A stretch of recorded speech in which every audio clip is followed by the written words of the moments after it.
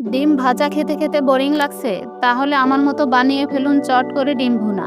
অতিথি আপ্যায়নে ভাতের সাথে সর্বপ্রথমে আমরা যেটা করি সেটা হলো ডিম ভুনা।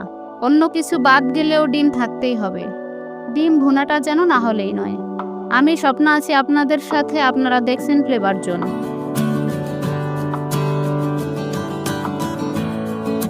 আজকে ডিম ভুনার জন্য নিয়েছি 4টি ডিম। ডিমগুলো সিদ্ধ করে খোসা ছাড়িয়ে নিয়েছি। বসিয়ে দিচ্ছি একটি কড়াই। কড়াই গরম হলে দিয়ে দিচ্ছি অল্প পরিমাণ তেল। এবারে ডিমগুলো দিয়ে দিচ্ছি।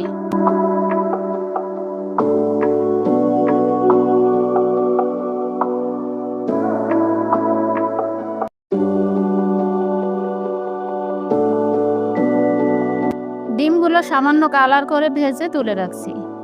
এবার এই তেলের ভিতরেই দিয়ে দিচ্ছি আদা বাটা 1 টেবিল চামচ, 2 টেবিল চামচ রসুন বাটা, 1 টেবিল চামচ জিরা বাটা। বাটা মশলাগুলো একটু কষিয়ে নিচ্ছি।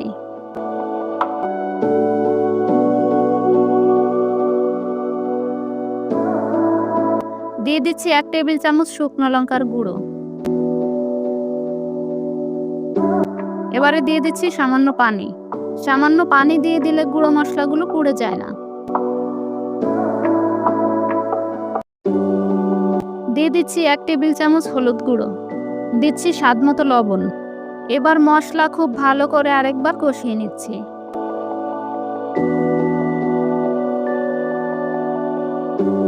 এভাবে মশলা থেকে যখন তেল ছেড়ে দিবে তখন বুঝতে হবে মশলা কষানো হয়ে গেছে।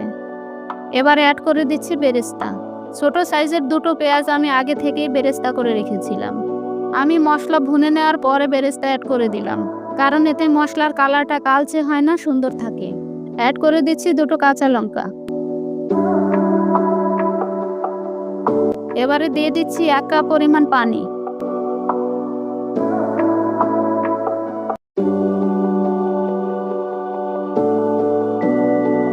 পানিতে বলক চলে আসলে ভেজে রাখা ডিমগুলো দিয়ে দিচ্ছি।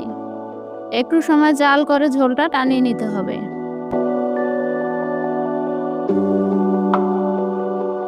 আপনারা দেখতে পাচ্ছেন আমার ডিম ভুনাটা কত সুন্দর টকটকে কালার হয়েছে। দেখতেও দারুণ লোভনীয় হয়েছে। মেহমানদের জন্য এভাবে একবার ডিম ভুনা করে দেখুন। মেহমানরা অবশ্যই আপনার প্রশংসা করতে বাধ্য হবে। আমার আজকের রেসিপিটি ভালো লাগলে ভিডিওটিতে লাইক দিয়ে দিন। চ্যানেলটি এখনও যারা সাবস্ক্রাইব করেননি তারা ফ্লেভার জোন চ্যানেলটি সাবস্ক্রাইব করে পাশেই থাকবেন। দেখা হবে পরবর্তীতে নতুন কোনো রেসিপি নিয়ে। সে পর্যন্ত সবাই ভালো থাকুন, সুস্থ থাকুন। বিদায় নিচ্ছি। আল্লাহ হাফেজ।